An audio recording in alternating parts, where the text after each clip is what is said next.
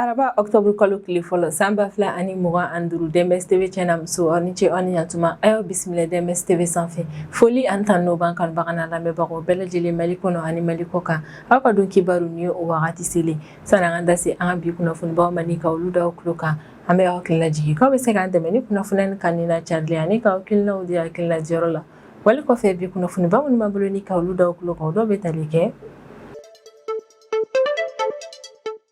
Alisa an bɛ to an ka Mali fintigilakaw ka opération ko okumu yɛrɛ kɔnɔna la min an ka Mali fintigilakaw ye sanga ani wagati olu bɛ ka yira Mali jamana kɔnɔdenw bɛɛ lajɛlen na k'a fɔ k'u cɛsirilen don jamana lakanani baaraw la sanga ani wagati o ko okumu yɛrɛ de kɔnɔna la kari tɛmɛnen septembre kalo tile 28 san 2025 sufɛla yɛrɛ kɔnfɛ ko Bamaci wale maaw yɛrɛ kɔni kun ye drone fila yɛrɛ kɔni wuli drone fila minnu kun bɛna ta walejugu kɛ ni ka ɲɛsin Tombouctou aéroport yɛrɛ kɔni ma hanga yirala k'a fɔ k'an ka Mali fintigilakaw ka teliya u ka cɛsiralen n'u ka baara kɛ kun ɲuman kɛra sababu n'u sera ka Bamaci wale maa ninnu ka drone fila bɛɛ tiɲɛ.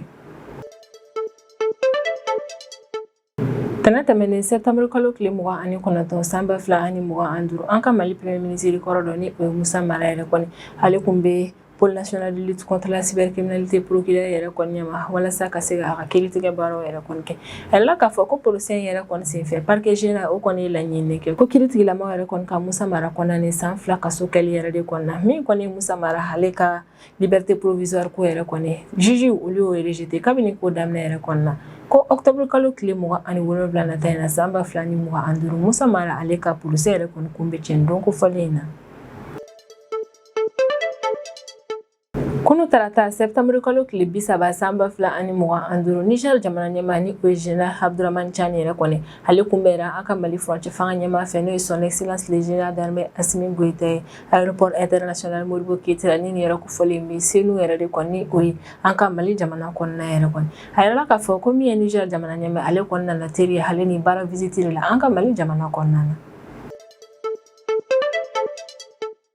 Fɔɲɔgɔnkɔ bɛ Mali ale ni Algérie yɛrɛ kɔni ni ɲɔgɔn cɛ la an bɛ wagati min na i n'a fɔ ko bi dɔ yɛrɛ kɔni bɛ ka fara o juguya yɛrɛ kɔni kan ka sanga ni Nations Unies maaw ka assemblée générale 80 yɛrɛ kɔni min ye Algérie ka représentant ye ale kɔni taara kuma caman fɔ o yɔrɔ kofɔli in na a ka discours kɔnɔna na ni ka ɲɛsin Mali yɛrɛ kɔni ma o ko hukumu yɛrɛ de kɔni kɔnɔna na tɛnɛ tɛmɛnen septembre kalo tile 29 san 2025 Mali ka lasigiden a n'a ka représentant min yɛrɛ kɔni bɛ Nations Unies maaw yɔrɔ la ni o ye Issa Konfulu yɛrɛ kɔni ale n'ale a ka discours yɛrɛ kɔni kɛ honi maaw ka tribune yɛrɛ kɔnɔna ale fana bɛ jaabi kɛ ni ka ɲɛsin Algérie ma bɛ wagati min na i n'a fɔ ko bi an ka lasigiden ani représentant min yɛrɛ kɔni bɛ honi maaw yɛrɛ kɔni yɔrɔ la ale ye kuma minnu yɛrɛ kɔni fɔ a ka discours kɔnɔna na ni ka ɲɛsin Algérie ma an bɛna da se olu ma ni ka olu bɛɛ lajɛlen walawala ye.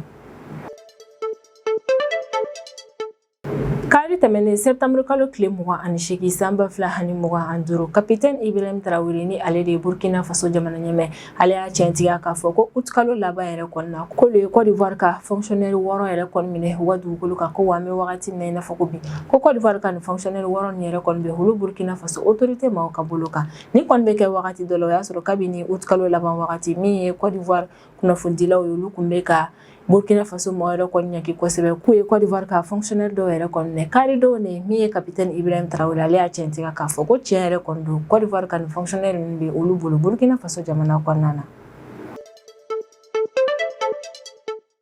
Min ye Donald Trump ni o États-Unis jamana ɲɛmaa yɛrɛ kɔni ale ye plan dɔ bɔ an bɛ wagati min na i n'a fɔ ko bi plan min yɛrɛ kɔni nana kɛ sababu ye ni ka dankari Israël ale ni Palestine yɛrɛ kɔni ka nin kɛlɛko in na o ko hukumu yɛrɛ de kɔni kɔnɔna na tɛnɛ tɛmɛnen septembre kalo tile 29 san 2025 Israël premier ministre ni o ye Benjamin Netanyahu ye ale yɛrɛ kɔni kun bɛ États-Unis jamana kɔnɔna na ni yɔrɔ kofɔlen yɛrɛ kɔnɔna na min ye Donald Trump ale kɔni kɛmɛ ni ka plan min sigi sen kan walasa kɛlɛ min bɛ Israël ni Palestine yɛrɛ kɔni ɲɔgɔn cɛ la ka dankari o ko in yɛrɛ kɔnɔna na a ye o plan yɛrɛ kɔni yira Benjamin Netanyahu la min ye Benjamin Netanyahu a y'a yira k'a fɔ ko plan in diyara ale kosɛbɛ ko wa a bɛ Donald Trump yɛrɛ kɔni jukɔrɔma don ni plan bɔli ko in yɛrɛ kɔnɔna na ni kunnafoniba de bɛ an bolo kɔrɔ bi an bɛna minnu walawala aw ye bidon kibaru kɔnɔna na. Tarata tɛmɛnen septembre kalo tile 30 san 2025 an ka Mali état-major général des armées hale bɛ communiqué kɛ communiqué min yɛrɛ kɔni kɔnɔna na a b'a yira k'a fɔ ko tɛnɛndon septembre kalo tile 29 san 2025 sufɛla yɛrɛ kɔni fɛ komi an ka Mali fintigilakaw ye k'olu ka sanfɛ kɛlɛkɛminɛnw yɛrɛ kɔni wuli ni ka taa farapu kɛ ka ɲɛsin Banbaci walima daga sigiyɔrɔ dɔw ma Buguni région kɔnɔna na. État-major ka kɔrɔfɔ la ka communiqué yɛrɛ kɔni kɔnɔna na ko opération in kɛra tɛnɛndon sufɛ de septembre kalo tile 29 san 2025 ko wa opération yɛrɛ kɔni kɛra Zantiyebugu localité de la ni yɛrɛ kofɔlen bɛ Buguni région de kɔnɔna na. Ni communiqué in na ni ale carila kunu tarata de septembre kalo tile 30 san 2025 hiérarchie militaire hale bɛ sinsiya kan ko frappe yɛrɛ kɔni kɛra sababu ni ka tiɲɛni don Banbaci walima daga sigiyɔrɔ caman yɛrɛ kɔnɔna ni yɔrɔ kofɔlen na ko wa Banbaci walima ninnu yɛrɛ kɔni kun bɛ u ka plan jugu ninnu bɛɛ lajɛlen labɛn ni yɔrɔ kofɔlen na ka sɔrɔ ka t'u ka wale jugu kɛ ni ka ɲɛsin an ka population yɛrɛ kɔni ma ko u kun bɛ u ka o plan jugu ninnu bɛɛ lajɛlen labɛn ni daga sigiyɔrɔ nin yɛrɛ de kɔnɔna nka frappe in kɛra sababu ni ka tiɲɛni don daga sigiyɔrɔ in bɛɛ lajɛlen na. État-major yɛrɛ kɔni ka kɔrɔfɔ la communiqué in kɔnɔna na a bɛ sinsiya kan ko kura ye komi an ka Mali fintigilakaw ye halisa olu cɛsirilen don Banbaci walima ɲinini u nana minɛli fo ka taa se u bɔnɛni ma u ni na walasa ka fɛɛrɛ bɛɛ lajɛlen latigɛ Mali jamana kɔnɔdenw n'u b'u lafɛnw ka lakana ka sabati jamana fantan naani bɛɛ lajɛlen na. État-major kɔni ka kɔrɔfɔ la ko min ye an ka Mali fintigilakaw ye k'u bɛ fɛɛrɛ bɛɛ lajɛlen latigɛ ni ka Banbaci walima ninnu nɔnɔ minɛ u mana kɛ Mali jamana fan o fan yɛrɛ kɔnɔna k'u bɛ u nɔnɔ minɛ fo yɔrɔ ninnu bɛɛ lajɛlen la k'u ka laɲini yɛrɛ de kɔni ye komi kɔni Banbaci walimaw ye ka olu si latununi ka bɔ an ka Mali jamana kɔnɔna na wale min bɛ kɛ sababu ye ni ka na ni bɛn ni kelenya ale lakana ye an ka Mali jamana kɔnɔna na.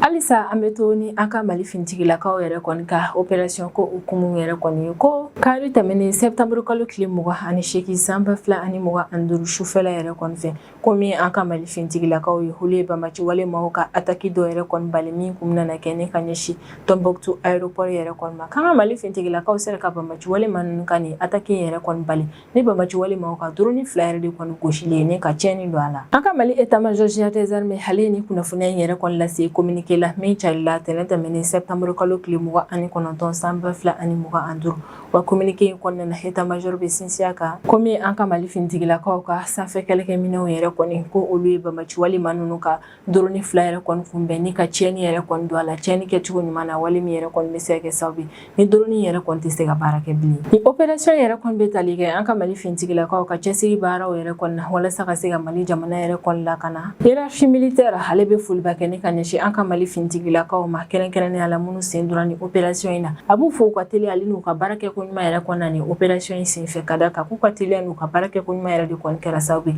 n'u sera ka Banbaci walima ninnu ka nin bin ka nin wale yɛrɛ kɔni bali min kun na tiɲɛni don Tombouctou aéroport la min an ka Mali fintigilakaw ye olu bɛ sinsiya kan ko kura ye ko min ye olu kɔni fintigilakaw olu cɛsirilen don su fara tile kan a mana kɛ wagati o wagati la ni ka fɛɛrɛ bɛɛ lajɛlen yɛrɛ kɔni latigɛ ka Mali jamana kɔnɔdenw ka lakana sabati hali ni min ye Banbaci walimaw yɛrɛ kɔni ka u bɔnɛ u ni na walasa ni man yɛrɛ kɔni kana na kɛ min lase jamana kɔnɔdenw ma yɔrɔ yɛrɛ kɔni na Mali jamana kɔnɔden caman ye foliba kɛ ni ka ɲɛsin an ka Mali fintigilakaw ma u ka cɛsiri n'u ka baara kɛ ko ɲuman na sanga ani wagati walasa ka se ka Mali jamana yɛrɛ kɔni lakana sabati wa maa caman ye fintigilakaw yɛrɛ kɔni fo kosɛbɛ ka d'a kan k'u ka teliya n'u ka cɛsiri ko yɛrɛ de kɔni kɛra sababu ye n'u sera ka Banbaci walima ninnu ka nin bin ka nin wale yɛrɛ kɔni bali ka d'a kan ni Banbaci walima nin yɛrɛ kɔni kun ka nin bin ka nin wale in kun ye sebaaya yɛrɛ kɔni sɔrɔ a kun na tiɲɛniba yɛrɛ de kɔni don Tombouctou aéroport la.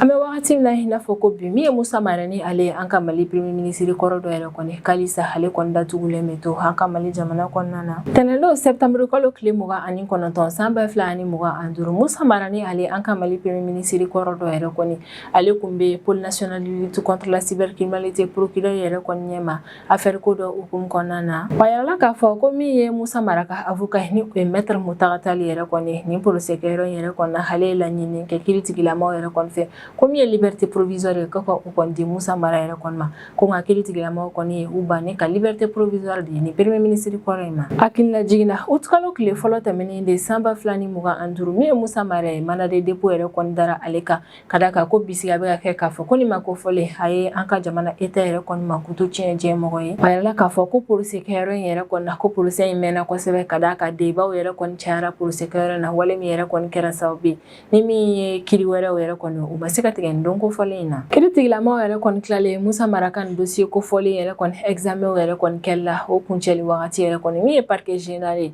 olu kɔni ye laɲini kɛ kiri tigilamaw yɛrɛ kɔni fɛ ko olu ka laɲini de min ye Musa Mara ye o kɔni ka kɔnɔni san 2 kaso kɛli la ni o bɛ bɛn kalo 24 de ma ko min ye contentieux de l'état yɛrɛ kɔni ni ale ye partie civile kɔni ale ka fanfɛla la ale ye laɲini 2 yɛrɛ de kɔni kɛ laɲini fɔlɔ o yɛrɛ de kɔni ko min ye Musa Mara yɛrɛ kɔni a ka sɔn a ma k'a fɔ k'a ye tiɲɛni kɛ ni ka se jamana yɛrɛ kɔni ma wa a ka yafa deli kɛ a ka o tiɲɛni ko yɛrɛ kɔni na ko filanan o de ye ko min ye liberté provisoire ye u kana na o di Musa Mara yɛrɛ kɔni ma wa ni procès yɛrɛ kɔni kun bɛna cɛ ko Musa Mara yɛrɛ kɔni k'a kɔnɔna a yirala k'a fɔ ko min ye contentieux de l'état ye ale kɔni ye ni laɲini de kɛ parquet général ma olu kɔni ye san 2 kaso kɛli de laɲini kɛ nka min ye contentieux de l'état ye ale fɛnɛ ni laɲini de kɛ an kɔni bɛ wagati min na i n'a fɔ ko bi a yirala k'a fɔ ko procès yɛrɛ kɔni banna nin don ko fɔlen na nka min ye kiiritigilamaw ye k'u m'u ka verdict yɛrɛ kɔni kɛ ko nka ni kow yɛrɛ kɔni taara u taabolo la octobre kalo tile 27 nata in na san 2025 min ye tribunal maaw ye olu kɔni nana u ka verdict yɛrɛ kɔni kɛ Musa Mara ka affaire ko in na hakilina jiginna ko kura ye min ye parquet général maaw ye olu ye laɲini yɛrɛ kɔni kɛ k'u ka Musa Mara yɛrɛ kɔni kɔnɔna san 2 kaso kɛli la ni o bɛ bɛn kalo 24 yɛrɛ kɔni ma an bɛ wagati min na i n'a fɔ ko bi n'a sɔrɔ tribunal maaw yɛrɛ kɔni nana Musa Mara yɛrɛ kɔni kɔnɔna san 2 kaso kɛli yɛrɛ de kɔni na an tɛ o jaabi yɛrɛ kɔni dɔn nka octobre kalo tile 27 nata in na san 2025 min ye tribunal maaw ye olu bɛn'u ka décision ba yɛrɛ kɔni ta a ko kan an bɛ wagati min na i n'a fɔ ko bi Niger jamana ɲɛmaa ni o ye Général Abdramane Tchani yɛrɛ kɔni ale bɛ teriya ale ni baara visite la an ka Mali jamana kɔnɔna na an ka Mali furancɛ fanga ɲɛmaa n'o ye son excellence le général d'armée Assimi Goïta ale kɔni ye Niger jamana ɲɛmaa kunbɛn ni o ye Général Abdramane Tchani yɛrɛ kɔni kunu tarata septembre kalo tile 30 san 2025 aéroport international Modibo Keïta yɛrɛ kɔnɔna ni nin yɛrɛ kofɔlen bɛ an ka Bamako kɔnɔna na ko Mali furancɛ fanga ɲɛmaa n'o ye son excellence le général d'armée Assimi Goïta ye k'ale kɔni taara Niger jamana ɲɛmaa yɛrɛ kɔni kunbɛn cogo ɲuman yɛrɛ kɔnɔna ko wa Niger jamana ɲɛmaa kunbɛn yɔrɔ yɛrɛ kɔnɔna min an ka Mali gouvernement membre dɔw ye olu kɔni kun bɛ yen nɔ wa min fɛnɛ ye Niger ka jamana kɔnɔden minnu bɛ an ka Mali jamana kɔnɔna na olu fɛnɛ bɔra i n'a fɔ ko kɔnɔkulu walasa ka se ka taa u ka président yɛrɛ kɔni kunbɛn aéroport la min ye Général Abdramane Tchani yɛrɛ kɔni ale nana tile kelen teriya visite ale ni baara visite de la an ka Mali jamana kɔnɔna na Général Abdramane Tchani ka nali yɛrɛ kɔni senfɛ a yirala k'a fɔ k'a bɛna ni tile kelen visite min kɛ an ka Mali jamana kɔnɔna na k'a ka programme yɛrɛ kɔni chargé len don kosɛbɛ Général Abdramane Tchani ko ale ka programme yɛrɛ kɔni kɔnɔna na ani an ka Mali furancɛ fanga ɲɛmaa n'o ye son excellence le général d'armée Assimi Goïta n'o fila kɔnɔna na maa fila ɲɔgɔn ye dɔ kɛ ni o yɛrɛ kɔni tɛmɛna Niger ale ni Mali ka délégation filaw fɛnɛ bɛna kuma ɲɔgɔn tɛmɛ u ni ɲɔgɔn cɛla la Niger jamana ɲɛmaa yɛrɛ kɔni ka tile kelen visite kuncɛli yɛrɛ kɔni wagati man nana se min ye Général Abdramane Tchani ale kɔni bɛna na kuma an ka jamana kunnafonidilaw yɛrɛ kɔni ɲɛma walasa a ye nali min yɛrɛ kɔni kɛ an ka Mali jamana kɔnɔna na ka se ka hakilinata fɔ o ko yɛrɛ kɔni na Niger jamana ɲɛmaa ka visite min yɛrɛ kɔni bɛ sen na an ka Mali jamana yɛrɛ kɔni kɔnɔna na o bɛ kɛ wagati dɔ la o y'a sɔrɔ min ye AES jamanaw ye ni o ye Mali Burkina Faso ale Niger olu bɛ ka fɛɛrɛ latigɛ ni ka u cɛ tɔw sinsin kosɛbɛ hakilila jiginna Général Abdramane Tchani yɛrɛ kɔni kunbɛnyɔrɔ la maa caman yɛrɛ kɔni kunbɛn ni o ye Niger ka tugarakɛw ye Niger ka lasigiden bɛ an ka Mali jamana kɔnɔna na olu ka baarakɛlaw kun bɛ yen an ka Mali gouvernement ma fo ka taa se conseil national de transition ni o ye CNT olu membre ma yirala k'a fɔ k'olu bɛɛ lajɛlen yɛrɛ de kɔni kunbɛn Niger jamana ɲɛmaa kunbɛli yɔrɔ la ni o kɛra aéroport international Modibo Keïta la ni yɛrɛ kofɔlen bɛ an ka Bamako kɔnɔna na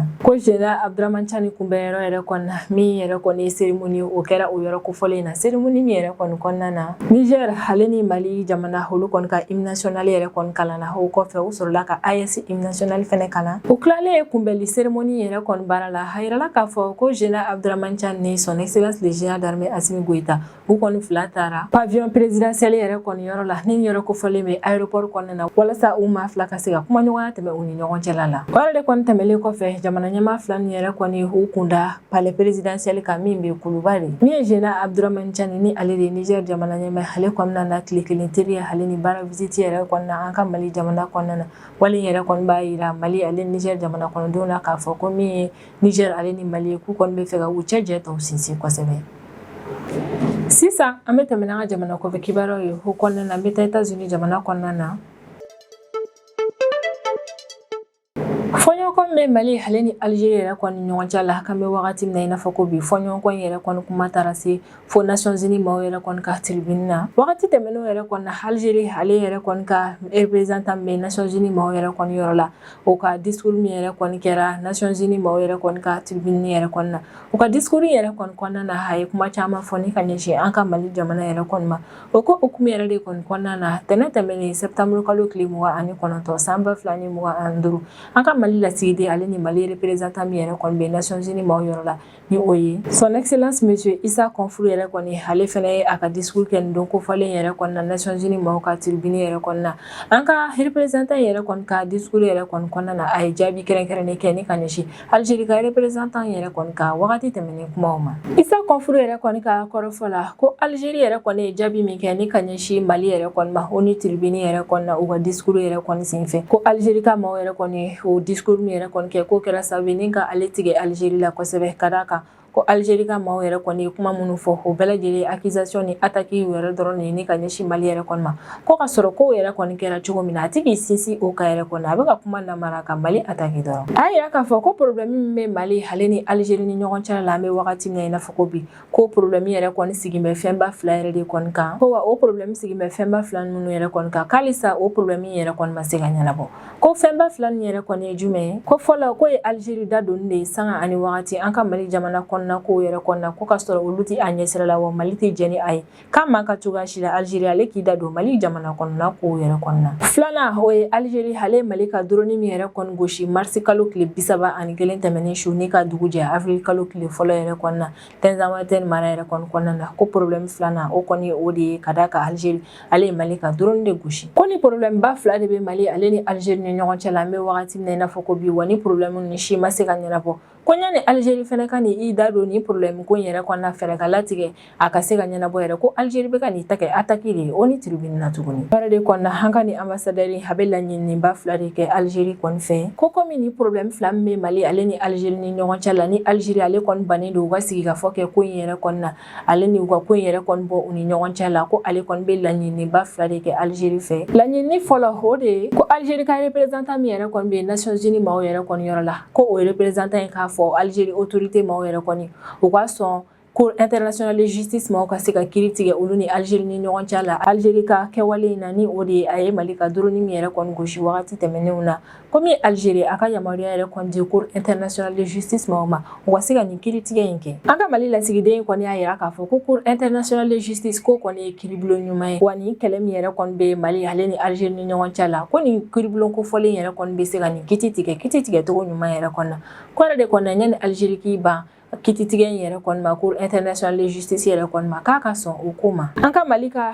lasigiden yɛrɛ kɔni ka laɲini filanan Algérie maaw yɛrɛ kɔni yɔrɔ la o de ye ko Algérie a bɛ ka ŋaniya juguya ale ni kɛlɛ minnu yɛrɛ kɔni ta ni ka ɲɛsin Mali yɛrɛ kɔni ma k'a ka o ko ninnu dabila wa gɛrɛ ɲɔgɔnna tɛmɛni Mali ale ni Algérie ni ɲɔgɔn cɛ la bonya ni karama ale ni souveraineté ko bonyani yɛrɛ kɔni na ko min ye Algérie autorité maaw ye u ka fanga di o de ma min ye sanga ani wagati ka kuma jugu fɔ ni ka ɲɛsin Mali ma walima sanga ani wagati k'u da don Mali jamana kɔnɔ ko la k'u ka o dabila ko ni Algérie yɛrɛ kɔni sɔnna o ko ma ni ka gɛrɛ ɲɔgɔnya tɛmɛ ani Mali ni ɲɔgɔn cɛla yɛrɛ kɔnɔ na bonya ni karama kɔnɔna na ale ni bɛɛ lajɛlen ka souveraineté ko respecteli yɛrɛ kɔnɔ ko n'o yɛrɛ kɔni kɛra o dɔrɔn de bɛ kɛ sababu ni fɔɲɔgɔnkɔ min bɛ Mali ale ni Algérie ni ɲɔgɔn cɛ la ka dankari o fɔɲɔgɔnkɔ in na an kɔni bɛ wagati min na i n'a fɔ ko bi an ka Mali ka nin représentant in kɔni ni laɲini de kɛ Algérie maaw yɛrɛ kɔni fɛ a y'a yira k'a fɔ k'Algérie ka représentant yɛrɛ kɔni taara discours min yɛrɛ kɔni kɛ Nations Unies maaw yɛrɛ kɔni ka tribune yɛrɛ kɔni ka ko kɛra sababu ni ka ale tigɛ Algérie la kosɛbɛ ka d'a kan min ye Algérie ɲɔni a k'i sinsin ko kɛtaw yɛrɛ kɔni ka a taara ta kɛ attaque dɔrɔn de ni ka ɲɛsin Mali yɛrɛ kɔni ma